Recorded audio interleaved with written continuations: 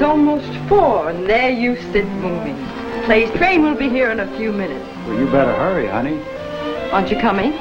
No, Judith, you haven't seen Clay in over 3 years. You don't want me peeking around the corner at you when you greet him. Oh, but Dad... I've waited a long time to welcome Clay into the firm. And when I shake hands with him, I'd like for it to be right in this office. You see, I sat across from his daddy for so many years, and... oh, I suppose you think I'm sentimental and foolish. I think you're the most wonderful man in the world. Until you get married, then you'll think I'm a meddling old grandpa. Why, Dad. Now, run along and don't get yourself a traffic ticket either.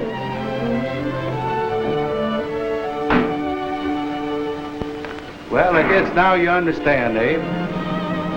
But I want you to stay with us like you always have. You've been a great help and a great inspiration. And there's going to be plenty of times when I'll have to come to you for advice. Well, you just sit up there where you can sort of look down on us and see that we carry on just about the way you'd like us to.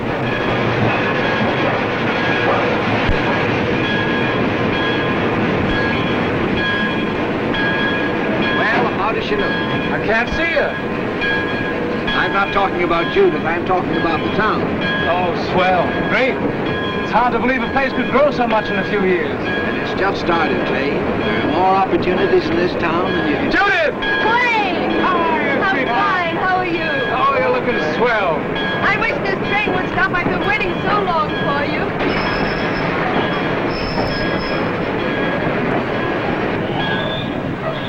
How have you been? Fine. How have you been? Anxious to get back home. Oh, pardon me. Let's get over here where we won't be in the way. Judith, you look wonderful. So do you, Clay. Notice my gray hair? Yes, both of them. Excuse me, boss. Oh, pardon me.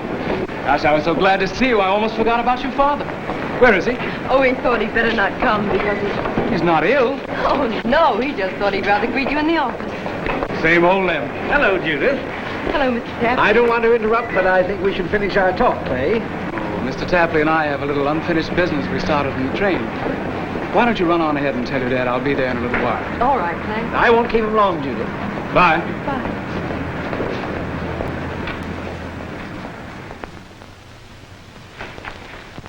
It's certainly going to be good to have young Clay back. You can take this now, Miss Warren. Indeed it will. I can remember him when he toddled around here and he wasn't much taller than that stool you sit on. Mm-hmm. In a superior court, etc., etc., etc. Neil M. Smith, plaintiff. My goodness, here comes Judith. And she's alone.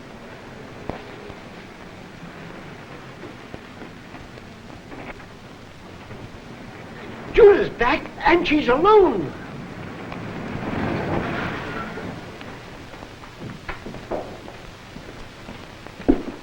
Where's Clay, honey? Something wrong? No, Dad, nothing wrong. The train got in, there was Clay, and there was I. We embraced, he kissed me, and then he left me. What are you talking about? We had to stop off at Mr. Tapley's office.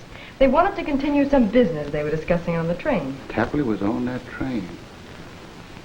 I don't suppose Clay was especially glad to see you. He should have been. He covered practically the whole station in his attempts to tell me. Penny for your thoughts, Judith. Dad, you may think I'm silly, but every once in a while, somehow, I get a feeling that Clay has changed. Don't forget he's been living in New York.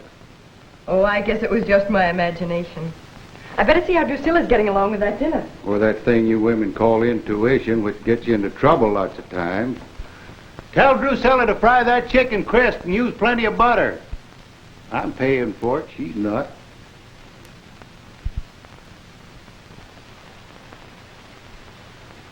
I wonder if Mr. Tapley just happened to be on that train.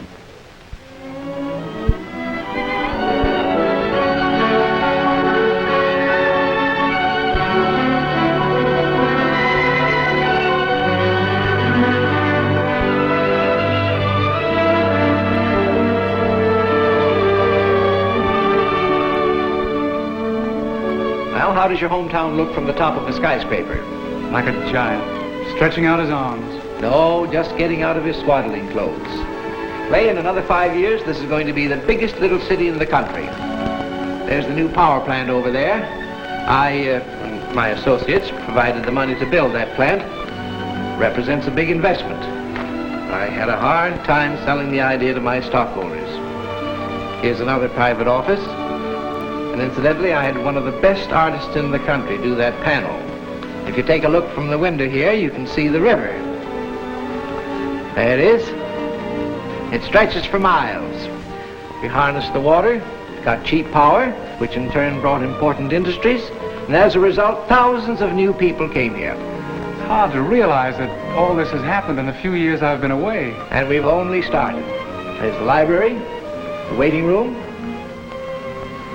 That group of new buildings to the south is our latest venture, the new steel mill. If I land the foreign contracts I expect to, we'll need a plant twice that size. It doesn't seem possible. It's incredible. And here's the reception room. Well, what do you think of the suite? It's as fine as anything I've ever seen, anywhere. But I'd hate to have to pay the rent. Well, these offices aren't for rent exactly. You know, Clay, I think you're very wise in taking your place in the old established partnership of Clinton and Schofield. Why, there isn't a law firm in the whole state with a finer reputation. And if you'll pardon my saying it, a worse set of offices. Now, don't get me wrong. I'm only being practical. Why, I'll wager that if your father had been alive when this building was completed, he would have been one of my first tenants. This is the sort of a background that a firm like Clinton and Schofield should have.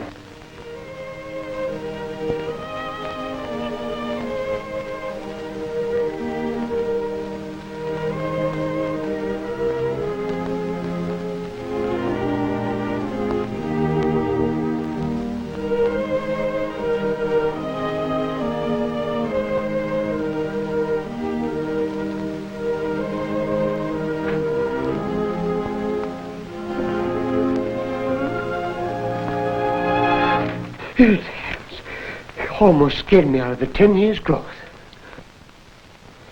Don't show none. What can I do for you? Nothing. I want to see Senator Clinton. Senator? The senator passed away about 4 years ago. Oh. That's too bad. Did you want to see the senator about business? Yes. I've got something irking me a little. I'm sure Mr. Schofield would be glad to take care of you. No.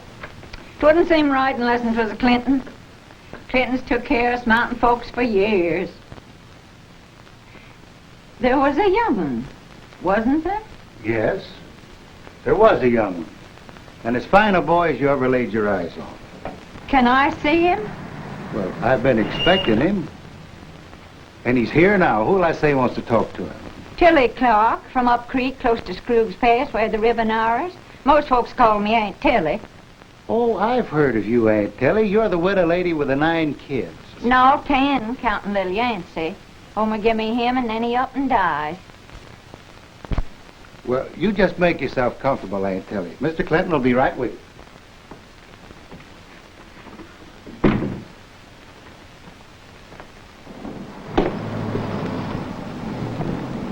Hello, Mr. Schofield.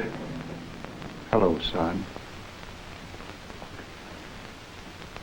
How are you, Lem? Better now.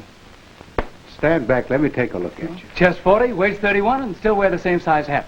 Meet with your approval? Mm-hmm. Better than I expected. Well, Clay, there's your chair. Here's your desk.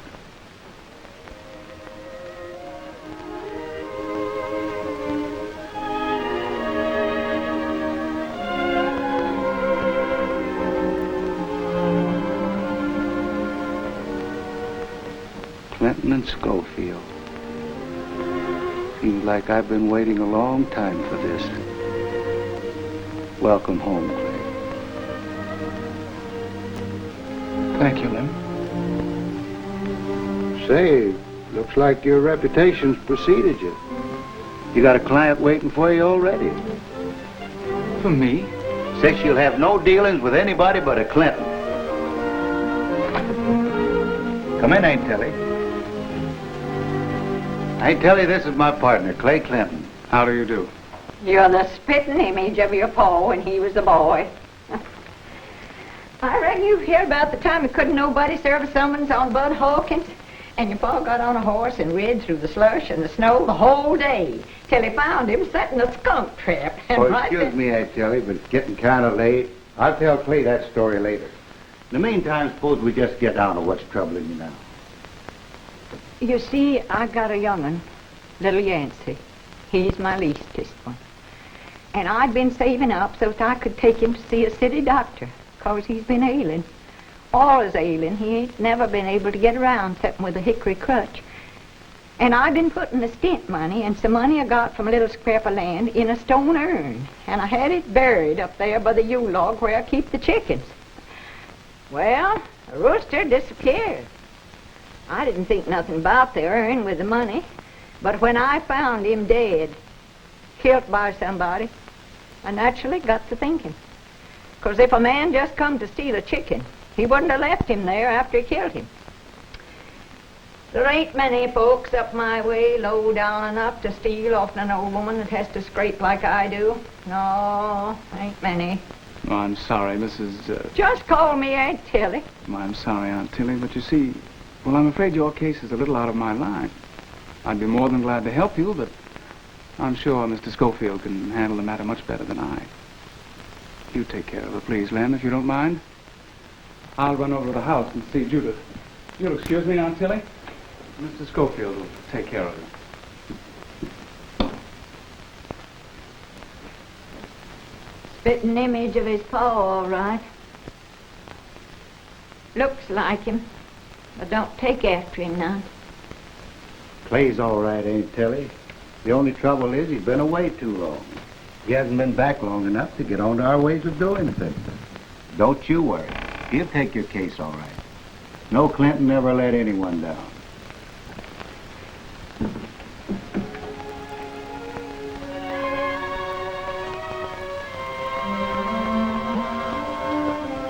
Funny thing, Abe. Years and years ago, when you were living the most troubled time of your life, a broken-hearted old lady came to see you about her boy who'd fallen asleep at his post or something when he shouldn't have done it. And you found time to talk to her and help her.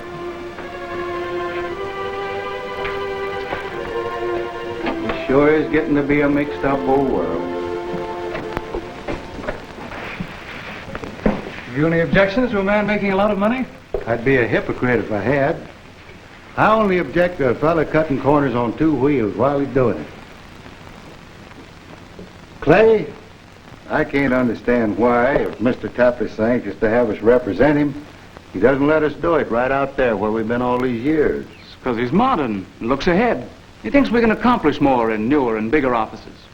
Well, the governor and the senator came out of those old offices. That's not such a bad accomplishment. I'm every bit as proud of that as you are, Len. I'd like to see the firm branch out and expand, get into the swim of things. I'd like to feel that we were really doing something progressive. Now, the Tapley building's right in the center of everything. Important people would be reluctant to call on us in our old offices, but up there it'd be... Son, you're sure using an awful lot of words to try to keep from saying maybe I'm old-fashioned. You don't have to worry about hurting my feelings, Clay. It isn't that, Lem. It's just that I'm trying to get you to see the other side of the question. I've been doing just that for years. Oh, I'm not saying you're wrong, Clay. You're young and you want to get off to a flying start. I don't blame you. Maybe if I was in your shoes, I'd be the same way. Somehow I wouldn't be comfortable in a place that's all plush and shiny. You're probably right about new clients not liking the old offices. But there's a lot of everyday folks who've been coming around for years. And they might not like those mile-a-minute elevators. I'll tell you what, Clay. You go ahead and move into the Tapley building and take care of the limousine customers. I'll stick around and look after the horse and buggy trade at the old stand. Oh, no, Clay, you mustn't. You can't break up a partnership. Just a minute, honey. Nobody said anything about breaking up. We're just expanding. Why, of course, Judith. That's all. Things won't be any different than they were before. If we want to talk anything over, all I have to do is pick up a telephone and your dad will be at the other end. And when they get television perfected, we can see each other. Well, it's getting late. I better be running along. I'll get your things, Clay.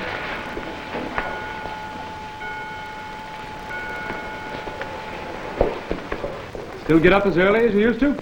Well, 6 o'clock's about as good as I can do nowadays. We still don't need an alarm clock, Clay. When Dad gets the morning paper and slams the door, we know the day has started. Well, thanks, Lem. I'm glad you agree to my viewpoint on the proposition. Just remember, Clay, anything I ever do will be for you, and just to make you happy. Good night, son. Good night, Lem. Good night, Judith. See you tomorrow.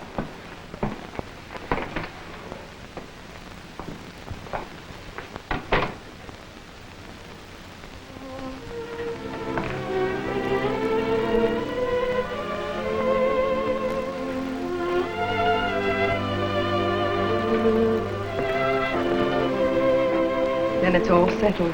Mm-hmm, all settled. You're a little disappointed, aren't you, Dad? Well, a little. Well, I think Clay's making a big mistake. And tomorrow when I see him, I'm going to tell him so. I wouldn't do that if I were you, Judith. This is going to be one of those times when Clay has to work things out for himself. Must make his own decision. Not do something because you ask him to. He won't be happy unless he does. Well, you better speak to Drusilla in the morning. She's getting kind of careless. Good night. Good night, Ted.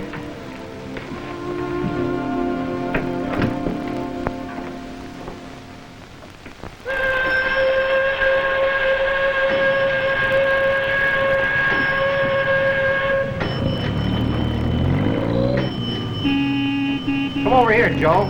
Come here. Come here. Hey, fellas. Look at this. What are you doing that for? What is it? 10%. I can't afford to take a cut. How does he think we're going to live? He wants to go. Work for nothing.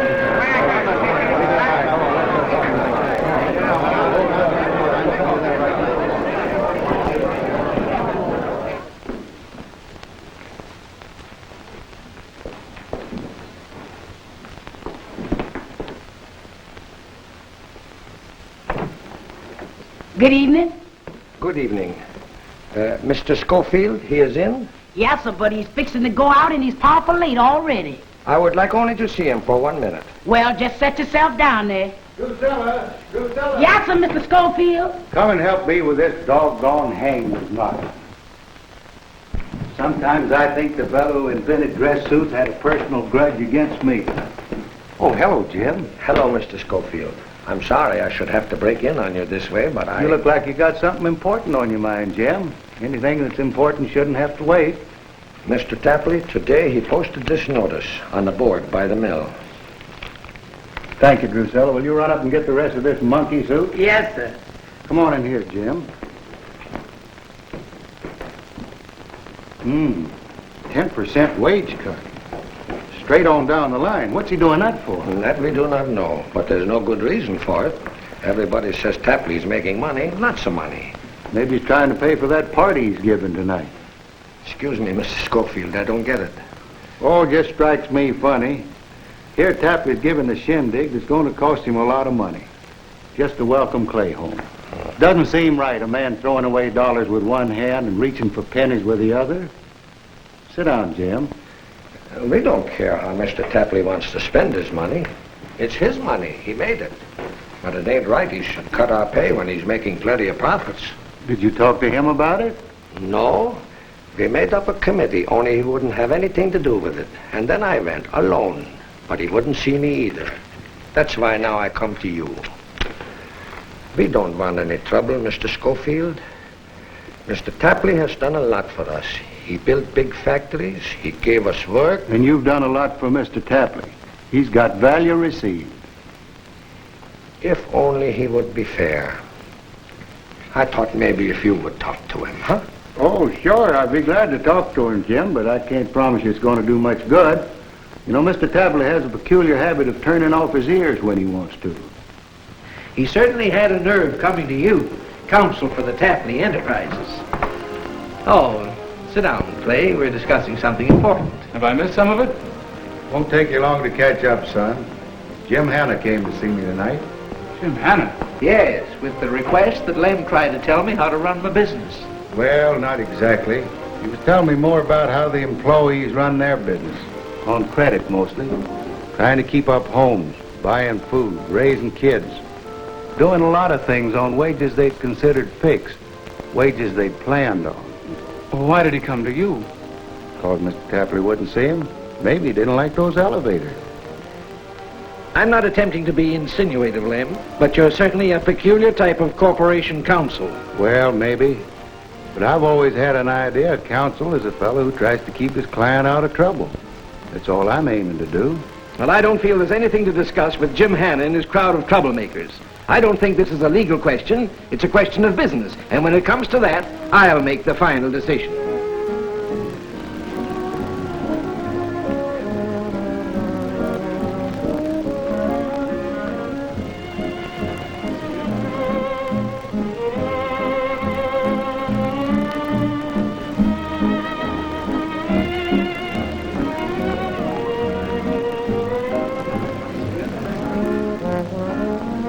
Look.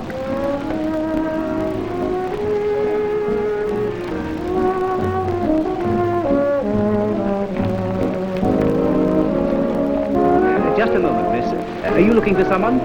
I want to see Mr. Tapley. But you can't come in here like this. Come on now, get out. But it's important. I've got to see Then you'll have to see him some other time. Come along now, please. Keep your hands off me. What's going on here, Charles? Well, this girl broke in. I didn't break in. I walked in. Come on now, you're causing a disturbance. You leave me alone.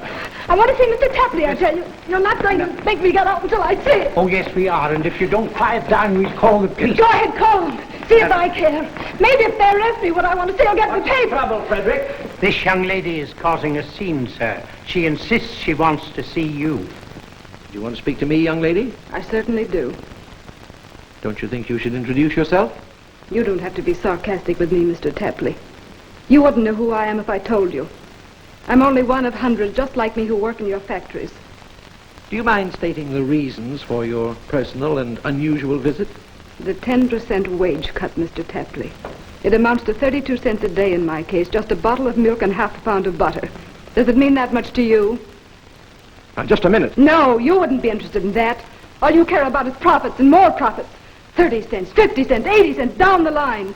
Sure, take it away from us and spend it on yourself. What do you care if rents can't be paid and babies can't be fed? Well, you're not going to get away with it, Mr. Tapley. We're going to organize. We're going to fight you, and we'll win. Good night.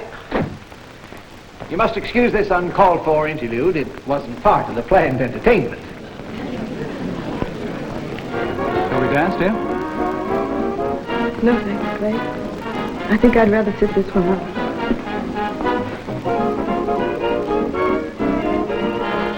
I was afraid something like this had happened. Doesn't mean a thing, just a crackpot radical. Anyway, it's over now. I wish I were sure of that. Looks to me like it's just starting.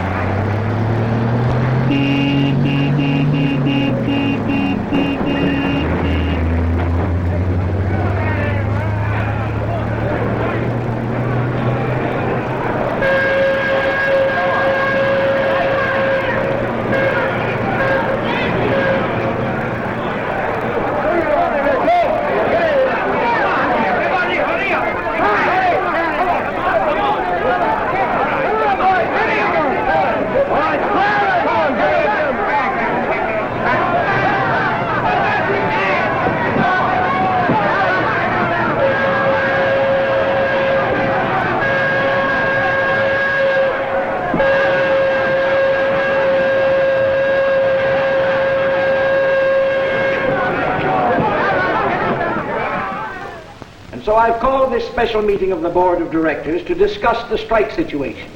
And since some of you are inclined to be on the milk toast side, I propose to stiffen your backs.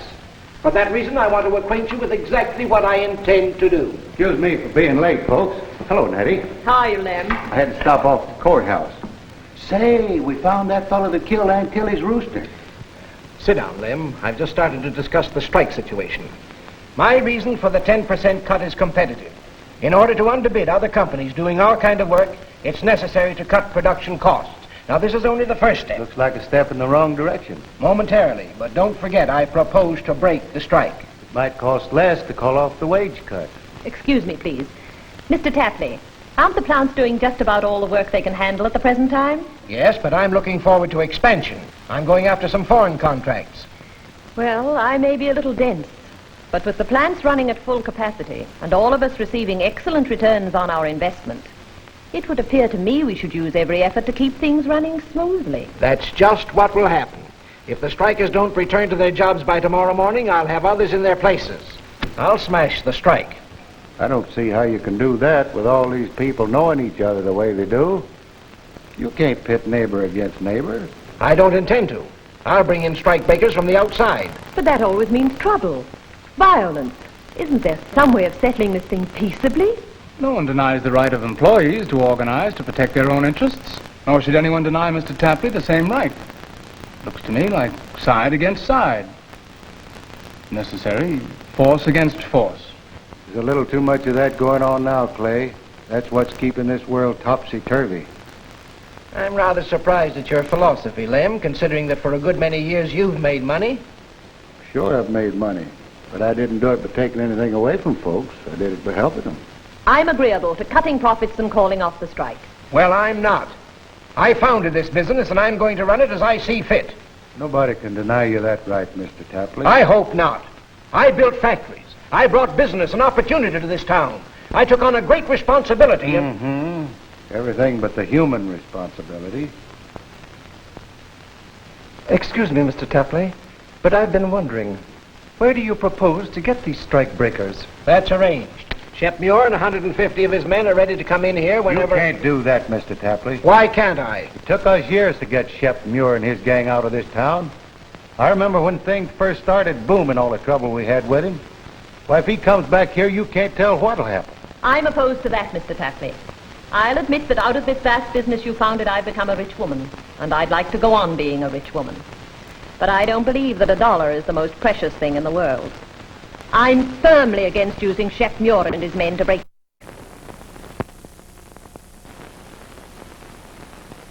I happen to own the controlling interest in this corporation, and those of you who don't agree with my methods can always use your prerogative. I'll accept your resignations. I'm just 20 minutes ahead of you, Mr. Tapley. I handed mine to your secretary as I came in.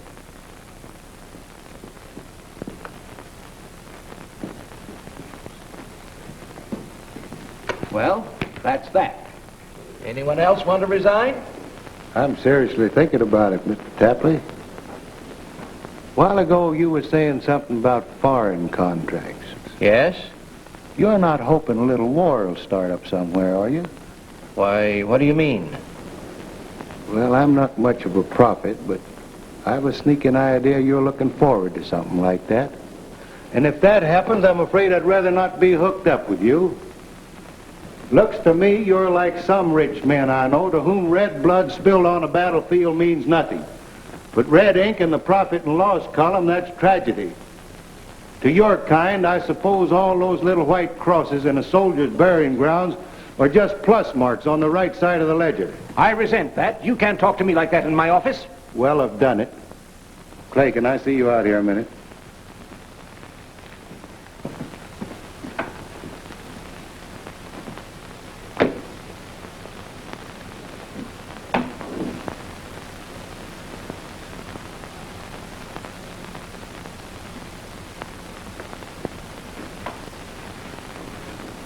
Well, son, no use beating around the bush. Looks like the firm of Clinton and Schofield isn't doing so well together. Oh, I can appreciate your motives, Lem, but Mr. Tapley's paying us to look after his... I know that, Clay.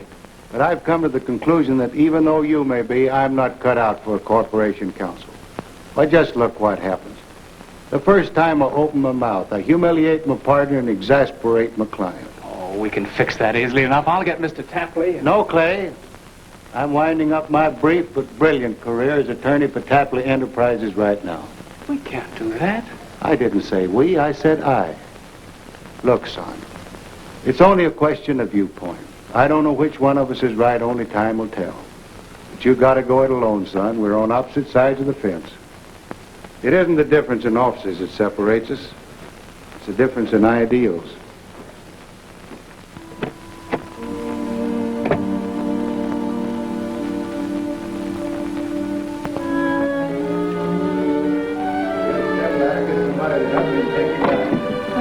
I don't understand, Mr. Schofield. Plain English, isn't it? Take down the sign.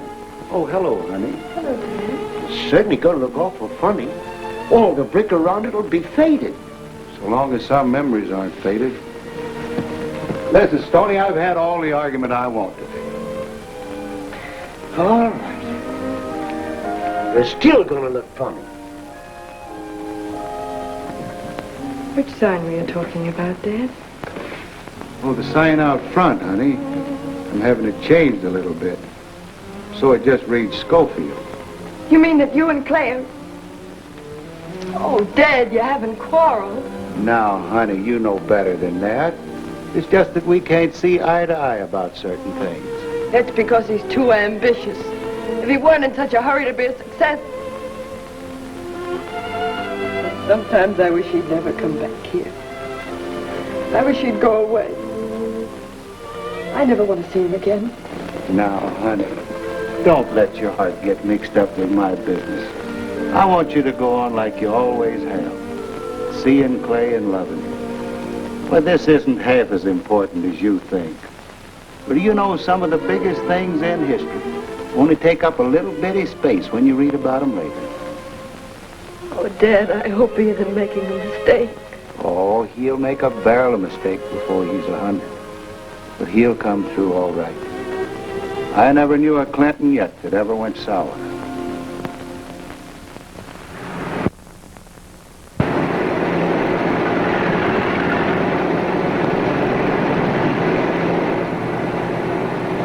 Any instructions, Shep? Yeah. Tell all the boys not to let them form in groups. Keep them broken up and keep them moving. Okay, boss. Don't let them gang up on you, boy. Break them up and keep them moving. Don't worry, they're not going to get together. Shep says to break them up and keep them moving. Don't worry.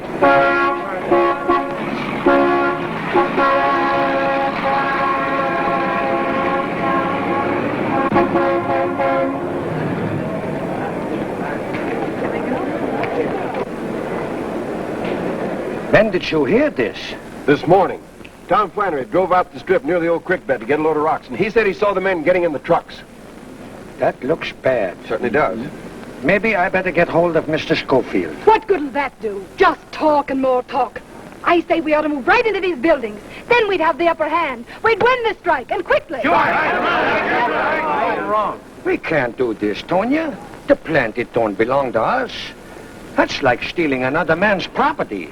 When we win, we gotta do it by being fair. Let other people come in here and take our jobs? Do what they want with us? Walking up and down here won't do any good. I say give Tapley some of his own medicine. Carry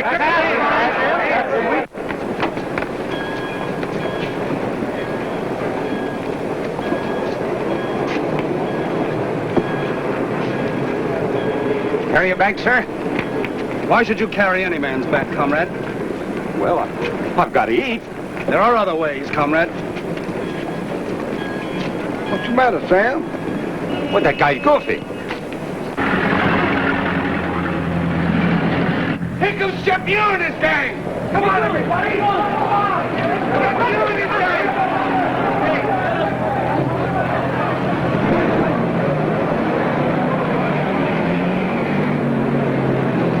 Now remember what I told you. Don't give them an excuse to start fighting.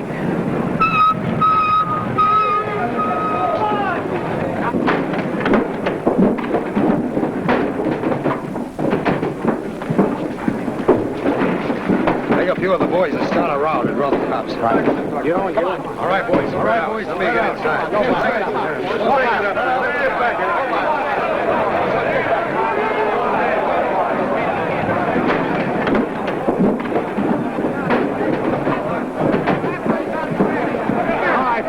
go in there. Tapley's unfair. Come on, don't take our jobs away from us. Go on back, you fellas. You shouldn't do this, Mr. Muir. You know it. Go on. Come on. All right, boys, get going. Come on.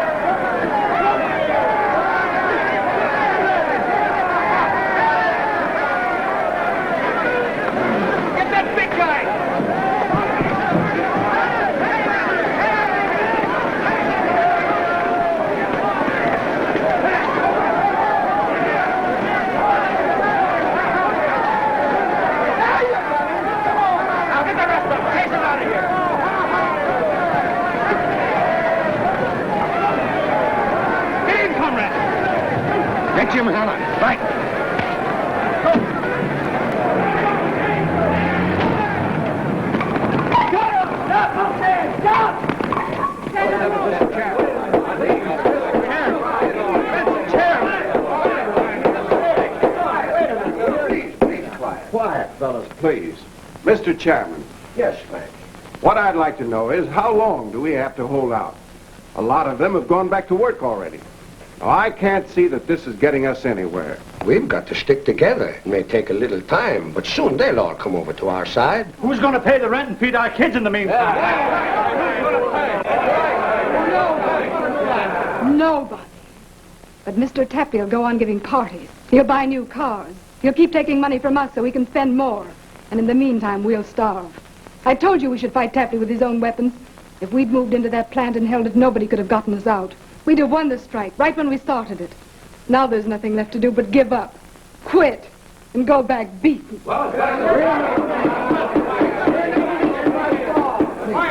Give him a chance. Nobody is asking you to do something you don't want to do. I am only one of many. And if you all feel we should go back to work and take less wages, say so, and I too will do it. Hold on a minute, comrades. I suppose a lot of you have been wondering what I'm doing in your town. Some of you may have thought that my coming here was an accident. Well, it wasn't. I came because I knew you needed me. Because I felt you didn't know how to go about getting the things you should have. The things you can still have if you'll listen to me. This isn't the first time a situation like this has arisen. It's happened before, and it'll happen again and again until the workers win. Not only here, but throughout the world. That is our destiny. If you lack courage, remember you don't lack other things. The means and methods of forcing Tapley and everyone like him to give you what you want. What should be yours. Why has your strike been a failure? Why can Mr. Tapley keep his factories going without you? Because he didn't hesitate to terrorize you. Because he didn't hesitate to let things like this happen. Broken bones and crushed bodies mean nothing to him. What does he care if you haven't got a place to sleep? Or if your starving kids keep crying for milk? He only understands one language, the language of power. And power means force. Let's speak to him so he'll understand. Force against force. Might against might. Have you ever stopped to ask yourselves why all the Mr. Tapleys in the world should have everything and you nothing? Was this world ever intended to be divided between factions? Those who have and those who have not? We all live under the same sky and on the same earth. And it was intended that it be divided equally among us. So I say, comrades, up with the downtrodden and the poor and down with the plutocrats. Let's get our share by fair means or foul.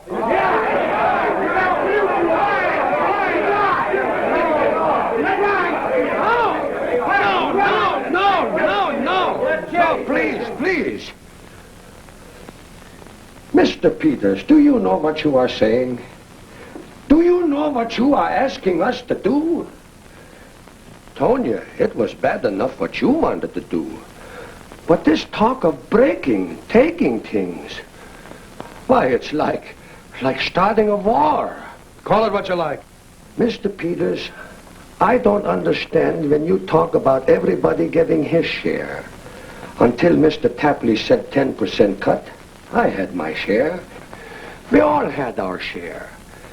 And now you say to get back the 10%, we should destroy the things which give us work. Maybe I am a tumkop, but I don't get it. Don't misunderstand me. I am not saying Mr. Tapley is right, when I still say there may be some way we can show him he's not right. But we mustn't let this simple little thing we are after take us into a terrible thing which will ruin us. I came over to this country when I was a boy 16 years old, asking for one thing only, a chance to make a living. In the old country, for every job, there was 100 people. If you was lucky and got a job, come you are 18, they took you away from your work and they put you in the army. You did only what they tell you to do. Think what they want you to think. And your soul, it's not your own. But in this country, you are at least a human being. You got something to say even about your government. And if you don't like it, you vote and you change it. What you say, Mr. Peters, is something all mixed up. You are asking us to destroy that which we have already got so we can build something that is nothing when we get it. You say there should be no rich men. What would it be if there never was no rich men? There would be no factories, there'd be no jobs. Rich men were not always rich. They started poor like us. But they could look forward. They could see ahead. So they built railroads and cities. And they made lots of work for lots of people. And they opened up new homelands.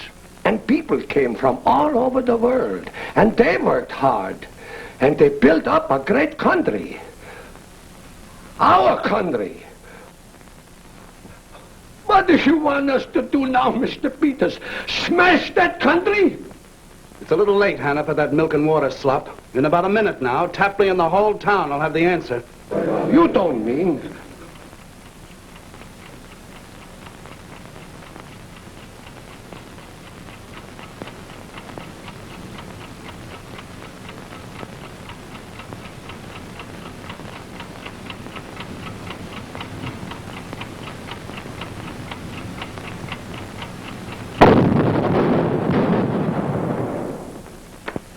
They've blown up Tapley's mill.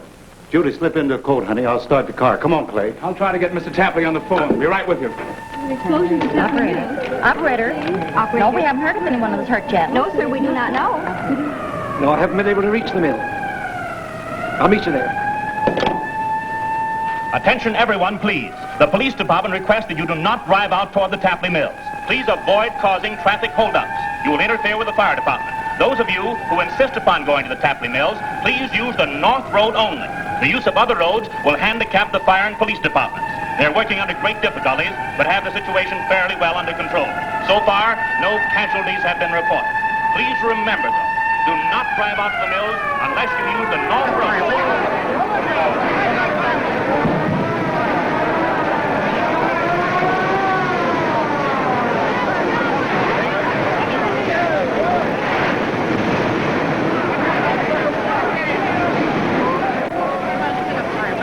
I bet Tapley blew up this thing himself, trying to get public sympathy.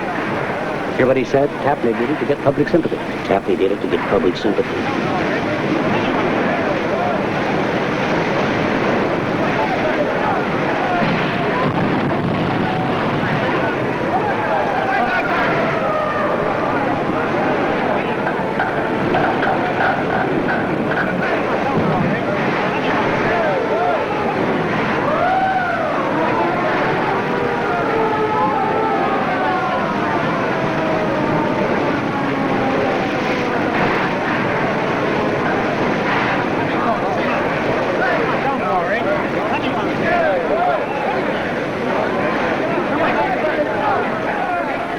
There's no use beating about the bush. It's quite evident who did it. Jim Hanna. He's the one who started all this. I insist that you arrest him. You can do that any time. I know Jim Hanna pretty well. He's not going to run away. He should be put away. If it hadn't been for him, none of this would have happened. I'm thinking if it hadn't been for him, this would have happened a long time ago. Look at him now.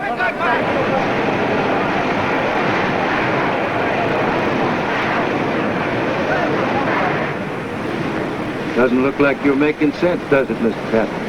He's just trying to divert suspicion from himself. I never saw a man get so dirty and work so hard to do that.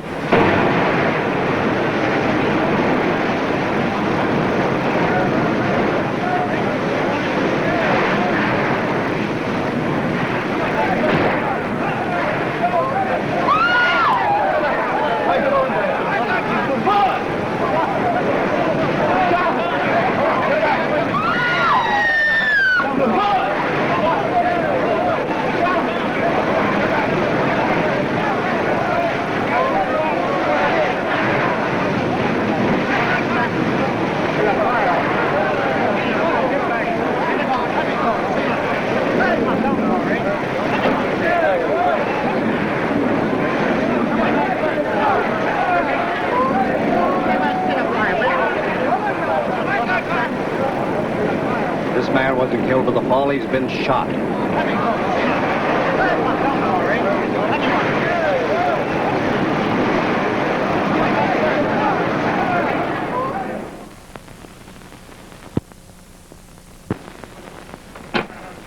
He's here. Let him come in.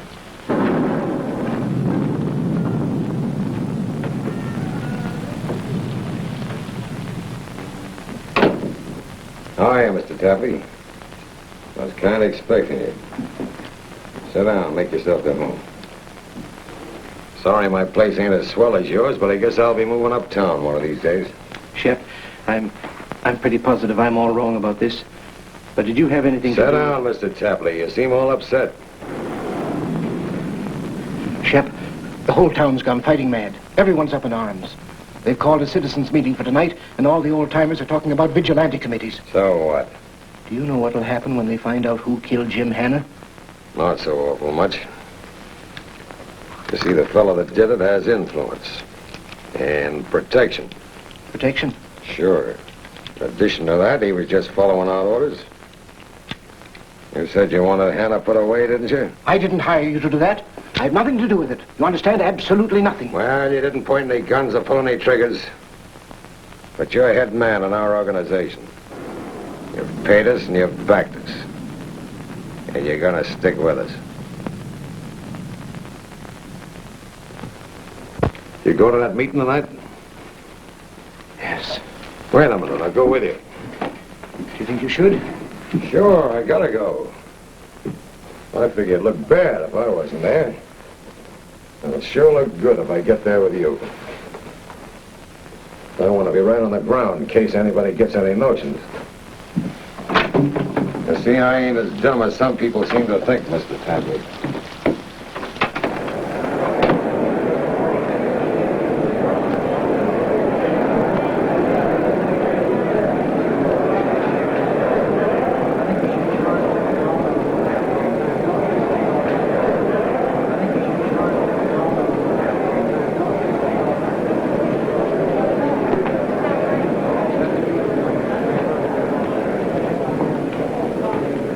Friends, last night we wondered if this evening there still would be a place where we might meet. We were sickened by violence and bloodshed. There were some of us who doubted, who may have asked if law and order were still here. Then from out our despair there came the thought, a faithful friend is a strong defense, and he that hath found such an one hath found a treasure. Among us there is such a friend. I'm sorry to say that I cannot consider him a regular church member. He attends service much too seldom. But what matters that? So long as a man has God in his heart, so long as within himself he has his own cathedral. We've asked this man to speak to you because he practices the greatest religion of all, the religion of tolerance and the love of fellow men. Lem, Will you please step up here?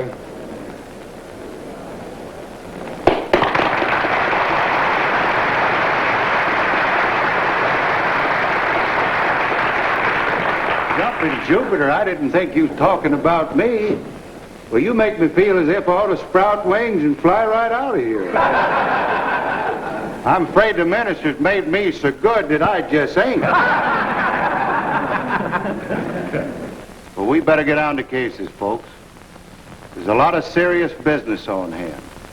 So serious that the governor's offered to send in the state militia. But we told him we thought we could put our own house in order. And I'm pretty sure we can.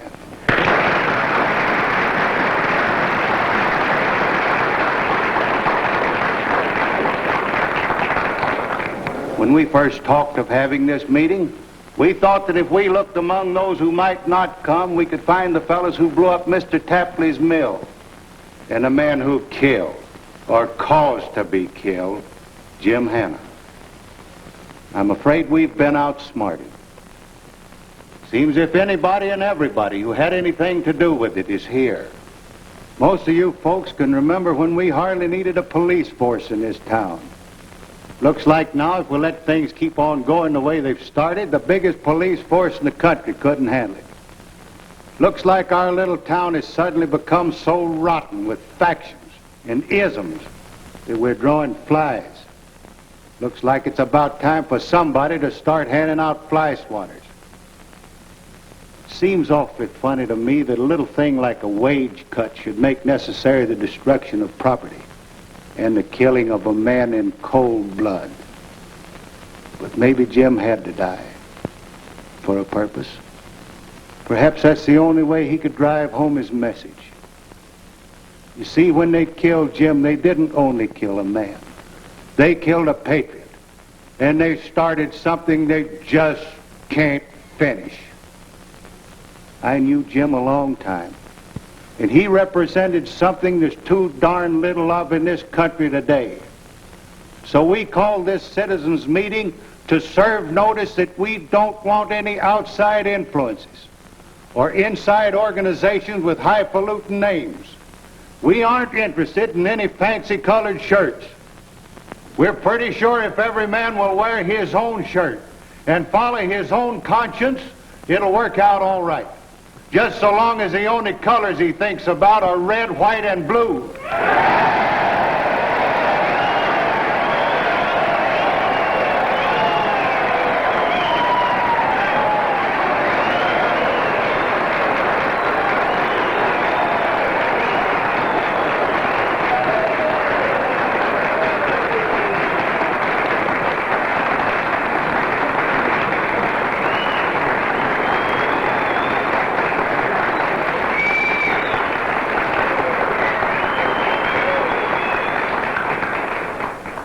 Folks, I just got a big surprise, and I'm going to hand it to you. Mr. Tapley wants to say something.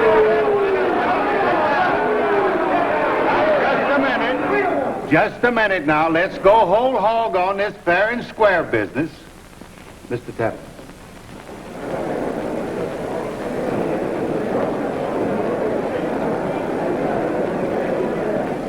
Friends and fellow citizens, as Mr. Schofield has pointed out, we are facing a crisis.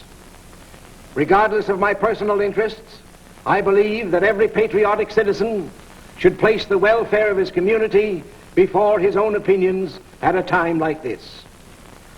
I want to be of assistance. As a small gesture in this respect, if it will help, I wish to announce that I will rescind the recent wage cut and take back all the work they've done. I bet there's 8.5 yards of twine attached to that one.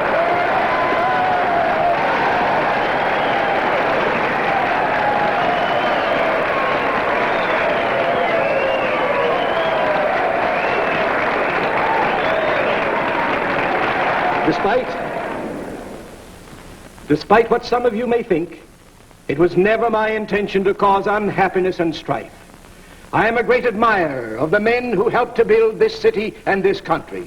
For that reason, I have associated with me a name that all of you know, a name that has always been noted for law and order, a name that has done so much for our community and our state. This alone should prove to you my honesty of purpose. Very shortly now, within the walls of this auditorium, our state convention will convene. At that time, I propose to perpetuate the name and the things for which it has always stood. I personally will nominate as a candidate for junior senator from this state, Clay Clinton.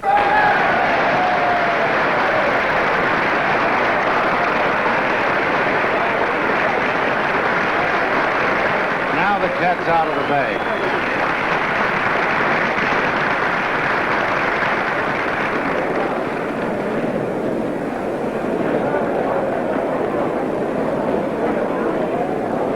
I think you and I ought to get together, Conrad.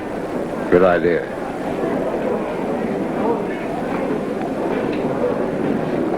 Oh, Daddy, isn't it wonderful? Terribly wonderful, honey. You better run along home with Clay. I'll see you later.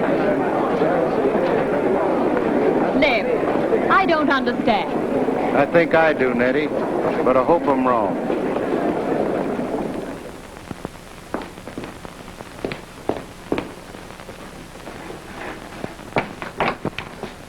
Good evening. Good evening. Is the senator's lady at home?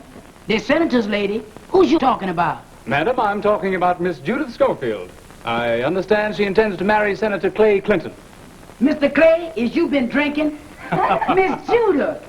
Drusilla, you should have been there. Mr. Tapley said he's going to nominate Clay at the state convention, and the applause was tremendous. Congratulations, Mr. Clay. Congratulations. Thank you, Drusilla. But how do you all know you're going to get elected? Well, I can't miss. This state's voted the straight ticket for 60 years, and a nomination made by that convention is just as good as being elected. Well, bless my soul and doggone my hide. Clay, do you realize I'll be the youngest senator's wife in Washington? And I'll be the youngest senator. It's a lucky thing I've got a birthday coming up before I have to take that oath of office. Good evening, Mr. Schofield. Good evening, Rousseau. I just heard the good news. Mm-hmm. Wasn't it marvelous, Daddy? I was thrilled to death. Well, Lem, I suppose now you'll change your mind about Mr. Tapley. Not necessarily. I always did say he was clever, but not particularly scrupulous. Lem, don't you think you're allowing your prejudice against Mr. Tapley to go too far? Sit down, Clay. I'm afraid the time's come when you and I've got to have a real heart-to-heart talk. Son, I went through a good many political campaigns with your father, and I bumped up against most of the tricks. But the one Mr. Tapley pulled out of his bag tonight just about takes the cake. May I ask, to what trick do you refer? Making the crowd forget the real issue. Turning a public indignation meeting into a political rally. You mean you resent my running for office? I should say not, Clay.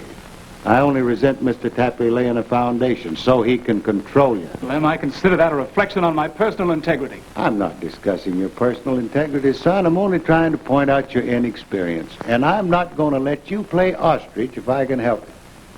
You know, when those birds stick their heads in the sand, they sure leave a lot showing for people to keep kicking at.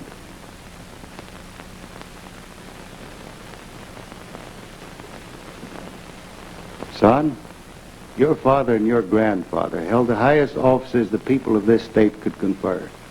They were elected because they were honest, sincere, and because they were real folks. Neither one of them ever had any strings attached to them. They were obligated to no one. When you run for office, I want you to be the people's candidate, not Mr. Tapley's. I'm afraid nothing you've said will change my opinion of Mr. Tapley. I didn't expect that it would, Clay. You wouldn't even suspect that when Tapley got on your train in Chicago, he happened to do it accidentally on purpose. That when he offered us a job of representing him, he didn't want me. He wanted you. And not because you're any great legal light, son, but just because he was trying to buy 3 generations of Clintons pretty darn cheap. I'm getting doggone tired trying to pound sense into your head, Clay. You go ahead, string with Tapley if you want to. Give up your independence and self-respect. Commit political suicide. And I just want to tell you I'm going to help you do it. As long as you're tied up with him and what he represents, I'm going to fight you. I'll fight you tooth and nail. And I'd like to bet my chance at living I'll beat the pants off you. Well, I guess that settles it. About the only thing he forgot to say was get out. Please don't feel that way, Clay. Ted's only thinking of you and your future. Can't you see that? I certainly can't. All I can see is that his dislike of Mr. Tapley is so deep-rooted that he'd sacrifice anything and anyone to get back at him. Clay Clinton, you ought to be ashamed of yourself. Dad's never done a thing like that in his whole life.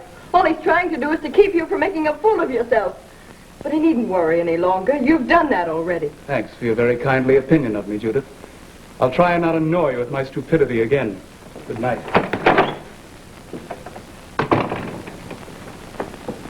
Ain't you going to be the senator's lady? No. I'd rather be a sensible man's wife.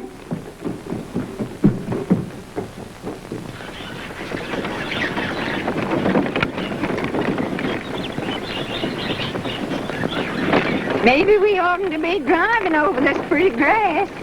This kind of driving ain't gonna hurt the grass half as much as some of these fellas do with their fancy playing.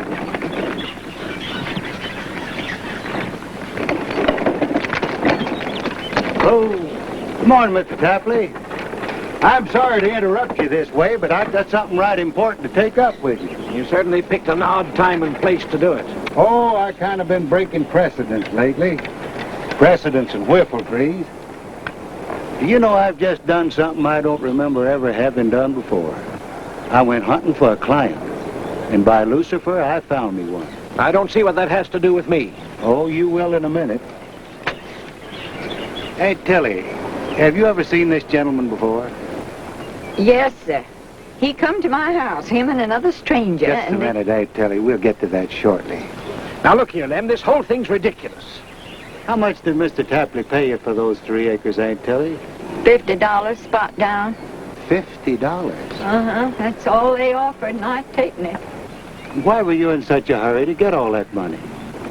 Well, the doctor up at Laurel Cove said that if I had some money to pay him with, he maybe could do something for little Yancey so as he could run and play like the other children. And did he cure little Yancey? No, sir, he didn't. He said he'd have to keep Yancey in the hospital for 6 months. Maybe a year. Oh, Aunt Tilly, don't get yourself all upset. Don't you worry. You better start back if you want to make the pass for sundown. And remember now, no fretting. Thank you, Mr. Schofield. Good day. Goodbye, Aunt Tilly. Get up. And good day to you, sir. Hey. Mind if I play along with you, Mr. Tapley? You'll have to lend me a ball and club. Just hand me a mid-iron, son. I'll only need 1 club. Well, Mr. Tapley, how about it? You going to settle that little matter out of court? There's nothing to settle. Go ahead and sue if that's what you mean. You haven't got a leg to stand on. Well, little Yancey hasn't got a leg to stand on either. And he's going to be my star witness. After that, I'll put Aunt Tilly on the stand. And when she gets through testifying about how you got her to take $50 for some property that's made you a couple of million, when the papers get through printing her testimony about why she took the money, well, legally you may win the case, Mr. Tapley. But I predict alongside of you a skunk will be a social favorite. You know, there's another name for this sort of thing. Blackmail. You're right. I may not be much of a success as a golfer, but you'll agree, Mr. Tapley, for a beginner, I'm a pretty fair blackmailer. What's your idea of a proper settlement? Oh, I'll get around to that in a minute. Meantime, there's a second consideration, a personal matter. Your share of the loot? I want you to give up the idea of nominating Clay for senator. Well, I don't understand. I thought you were the boy's friend. That's just it. That's why I won't have you or any of your gang support me. I want Clay to go a long way, and he will. But not by virtue of silent partnerships and doubtful bargains. He's going to build his own ladder and climb through merit. Your way.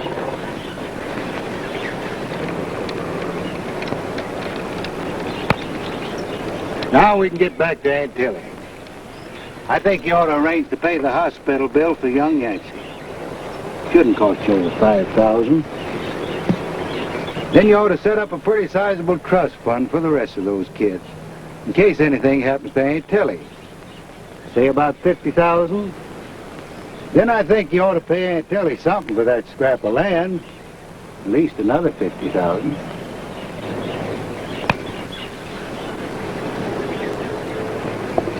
And Mr. Tapley, I'll pay the caddy fees.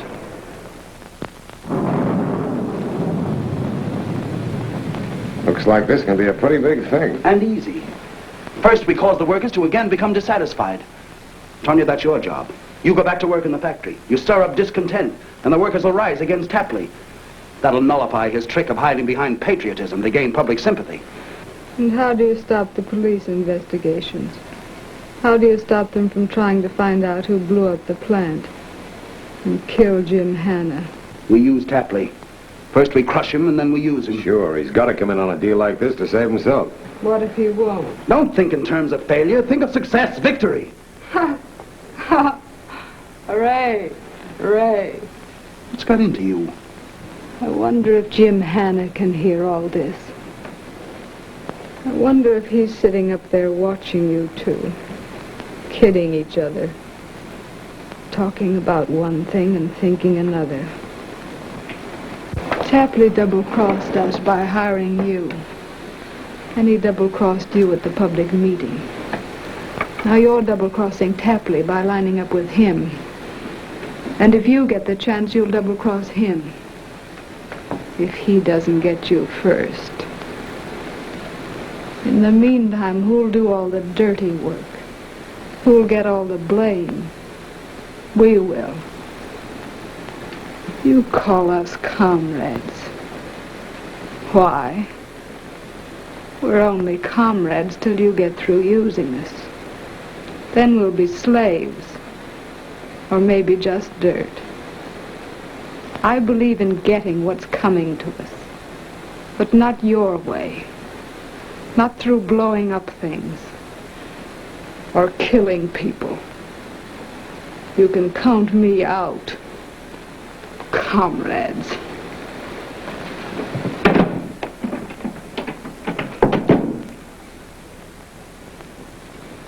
That girl talks too much. That's the agreement to take care of Aunt Tilly. And I'll be right there at the convention to make sure Mr. Tapley doesn't change his mind about not nominating Clay. Did Clay draw this up? Don't be foolish, honey. You don't think Mr. Tapley wants his corporation counsel to know anything about his private finagling. But Clay's bound to find out sometime. I've already arranged that, honey. I've sent for him, and he's coming here tonight. Coming here? Lemuel David Schofield, if you weren't my father, And if you weren't my grown daughter, I'd take you across my knee and paddle a bustle over. Come to think of it, that's not a bad idea anyway. Oh, now, Dad, you know you shouldn't have asked him here. Why couldn't you have seen him in your office? Or why didn't you... I want you to see how Clay'll act when he learns the truth about Tapley. I want you to know the kind of real man you're going to marry. I'm not going to marry him. Yes, you are, and you know it. You've been loyal to me, Judith, and I love you for it. I love you all the more, honey, because deep down in your heart, just like in mine, something's always told you Clay'll come through. There he is now. Go ahead and prove I'm wrong now by letting him see you with tears in your eyes and a shiny nose. Never mind, Priscilla, I'll answer it.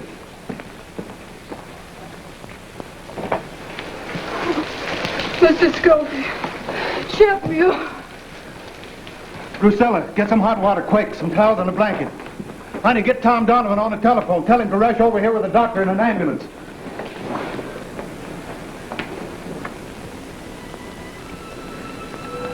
You're the only one who understands, Mr. Schofield. That's why I came to you. You can stop them. You've got to stop them. You're and Peters, Judas, and the devil. You've got to be quiet now, Tonya. They call themselves by different names. But they're all the same. Murderers. Madmen. Tell the people. Tell them before it's too late. Don't let them be misled. Make them see. through your eyes. There's only one road. I know that now. Not right, not left. Middle road. It's narrow, but it's straight. I've been a fool, then. An awful fool. But I'm going to notify Mr. Tapley right now that I'm resigning as counsel for the Tapley Enterprises, and also as his candidate for senator. You won't need bother about the senator part. I don't get you, Lem. He's resigned as your sponsor. In plain words, in order to save his own hide, he's agreed to dump you in the ash heap. Don't look at me like that, Clay. I made the deal with him myself.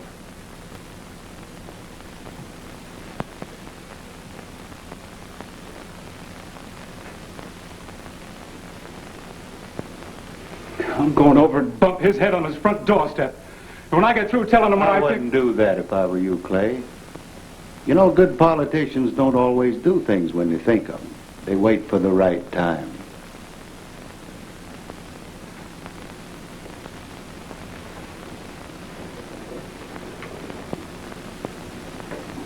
What do you suggest, Lem?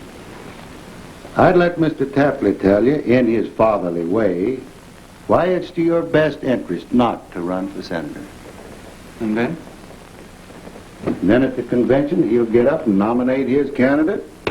I'll get up and nominate mine. Who? You, son. And it'll be the proudest moment of my life. And when I get through taking Mr. Tapley apart, he'll think he's been through a threshing machine. Can I see you a minute, Lem?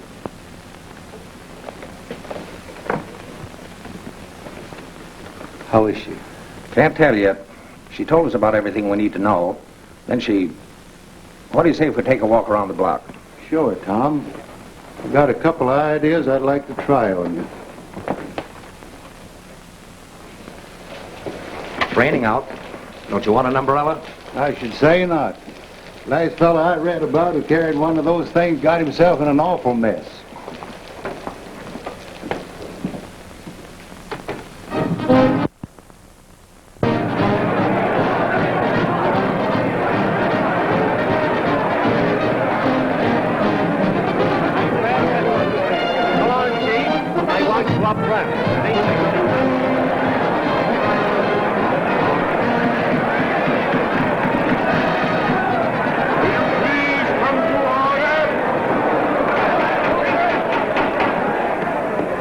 Nominations of candidates for senator are now in order. Chairman. Yes, Mr. Tapley.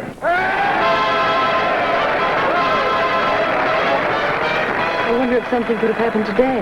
Nothing's happened to him, honey. He's probably just timing his arrival for the psychological moment.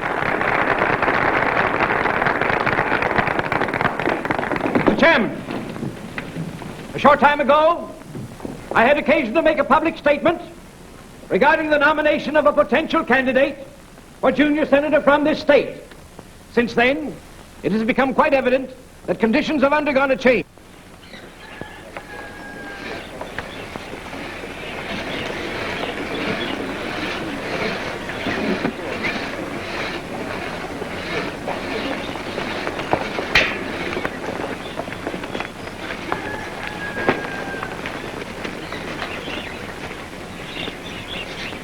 Stick around a minute. I'll go tell him you're here.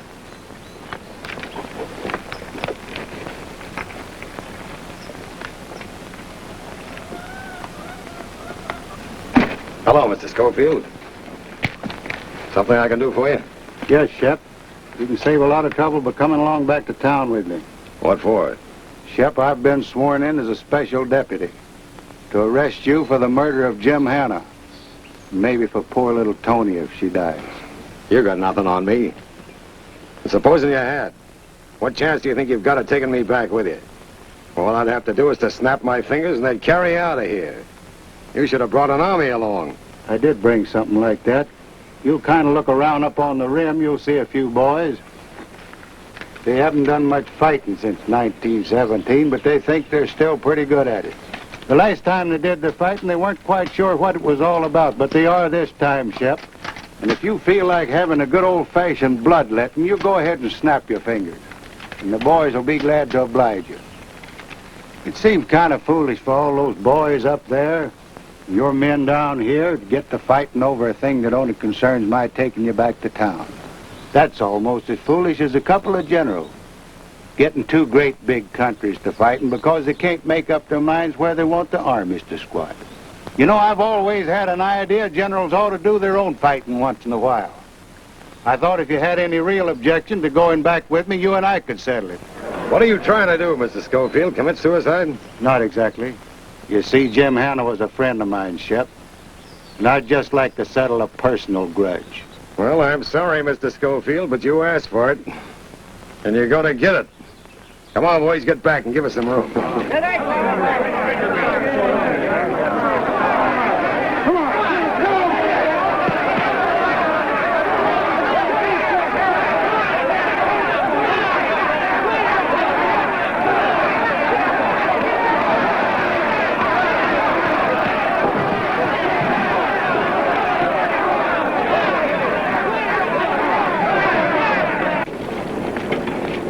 Harry, you're back.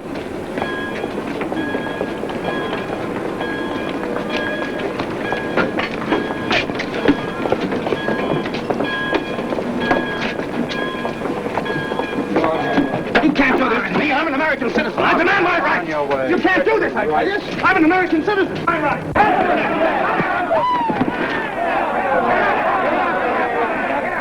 Come on, Mr. Schofield. Get up.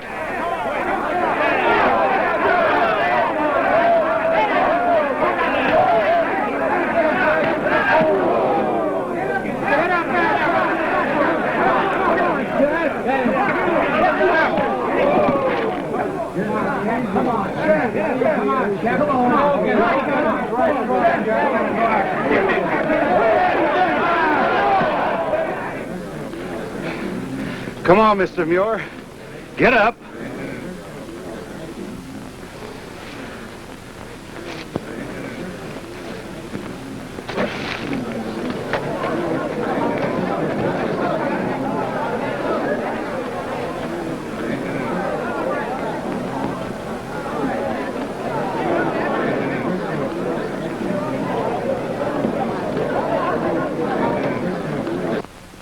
So now, fellow delegates, I wish to present as candidate a man who has been loyal to his party and the great principles for which it stands.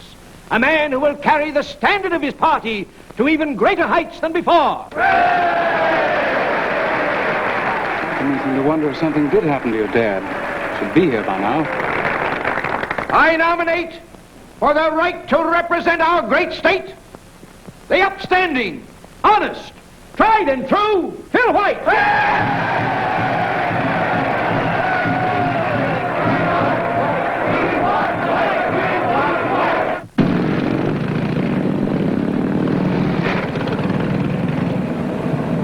I gotta hand it to you, Mr. Schofield. You sure did a good job. I ought to go to work on Mr. Tapley. We'll get to him in due time. Say, that reminds me, Tom. In the excitement, doggone if I didn't forget all about the convention. Come on, you got to get me back there lickety-split. Take him and lock him up. I'll be right there. You're positive Mr. Schofield hasn't come in yet? He hasn't checked in, Mr. Clinton. We haven't seen him. If they haven't heard from Dad at the office, Clay, they don't know where he is. Excuse me a minute, honey. What are you going to do? It's something I should have thought of a long time ago. We want white. We want white. We want white. We want white. We want white. We want white. We want white.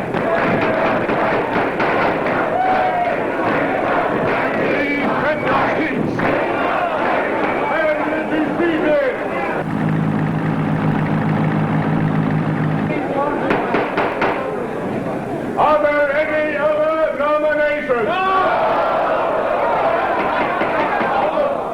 The delegate from Redland County, Mrs. Barker. Mr. Chairman, unfortunately, I am slightly indisposed. And if there are no objections, I'd like to name a proxy to speak for me. Are there any objections? No. You may name your proxy, Mrs. Barker. I'd like to name Mr. Clay Clinton.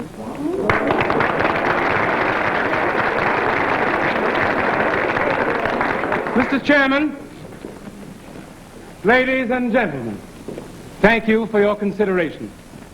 I'm also very grateful to Mrs. Barker for naming me her proxy.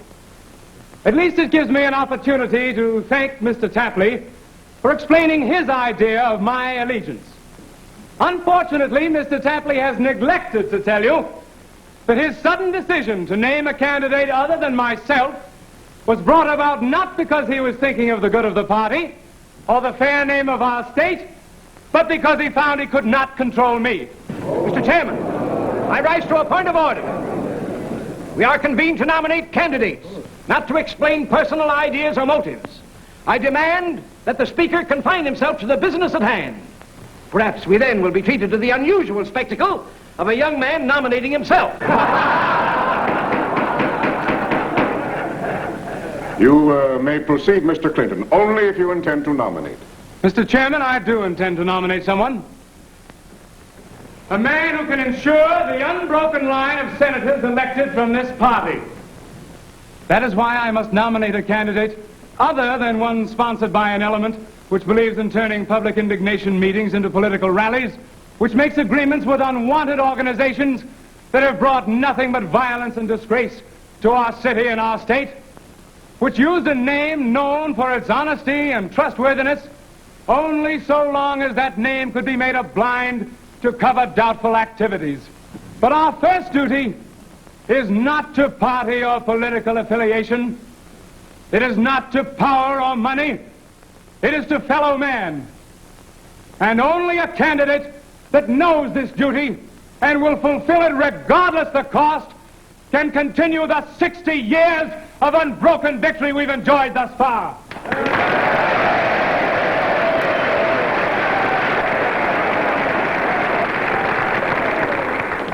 I place in nomination not a professional politician, but a man who has never sought public office. A man admired and loved by one and all. I nominate Lem Schofield.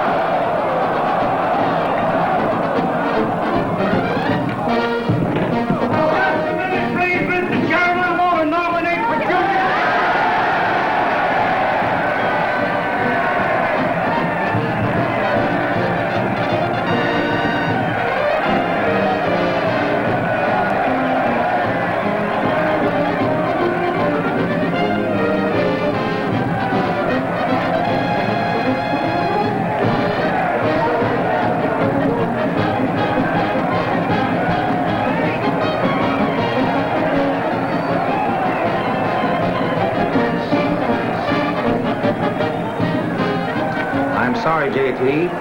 I'll have to take you down to the district attorney's office. He wants to ask you a few questions.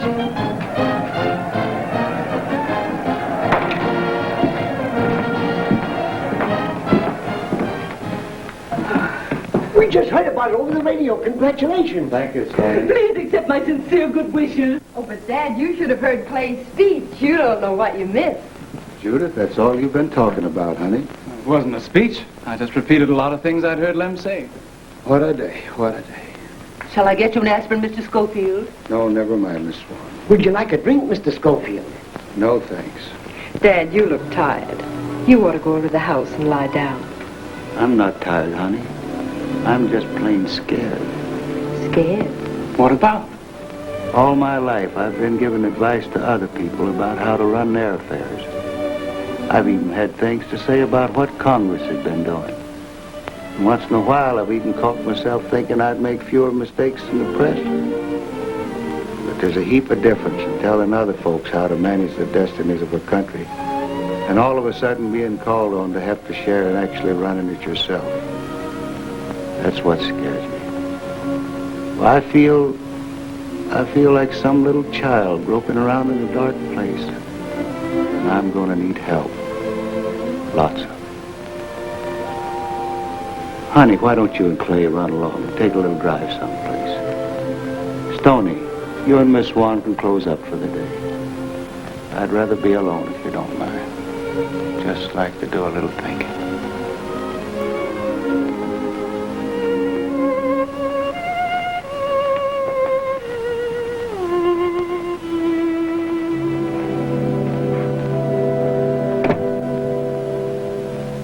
Yes, Abe.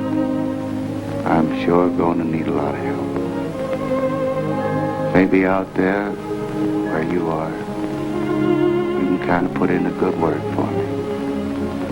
Just say I'll welcome any little bit of guidance I can get. You must have had it, Abe. Some of the things you did and you said were from a source that wasn't of this earth. I ain't much on praying, Abe. So if you can arrange it for me, I honestly promise I'll be grateful and humble.